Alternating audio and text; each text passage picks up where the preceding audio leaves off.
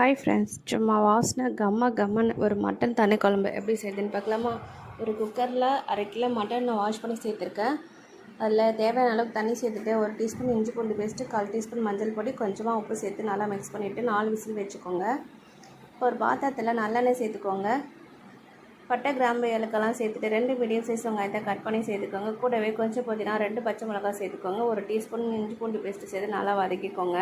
இப்போ 2 medium size தக்காளியை cut பண்ணி வச்சுருக்கேன், அதையும் இது கூட சேர்த்துக்கோங்க. 1/4 டீஸ்பூன் மஞ்சள் பொடி, 1 டீஸ்பூன் கார மிளகா பொடி சேர்த்துக்கோங்க. நல்லா வதக்கிட்டு எண்ணெய் பிரிஞ்சு வந்ததும் கூடவே 1 முருங்கைக்காய், 2 உருளைக்கிழங்கு சேர்த்து வதக்கிக்கோங்க. இப்போ வேக வச்சுருக்க மட்டனையும் இது கூட சேர்த்து நல்லா மிக்ஸ் பண்ணிக்கோங்க.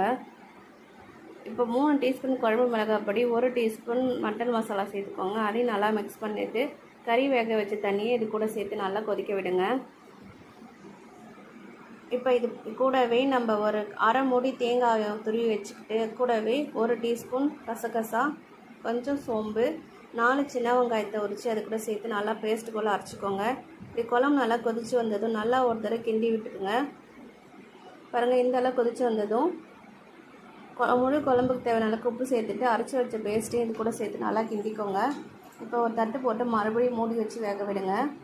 ஒரு 10 நிமிஷம் கழித்து இந்த மாதிரி ஓப்பன் பண்ணிங்கன்னா குழம்பு ரெடி ஆகிடும்.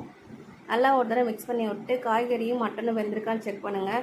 பாருங்கள், இன்னும் கொஞ்சம் வேக வேண்டியிருக்கு. இன்னும் ஒரு 10 நிமிஷம் நம்ம இதை மூடி வச்சு கொதிக்க விடலாம்.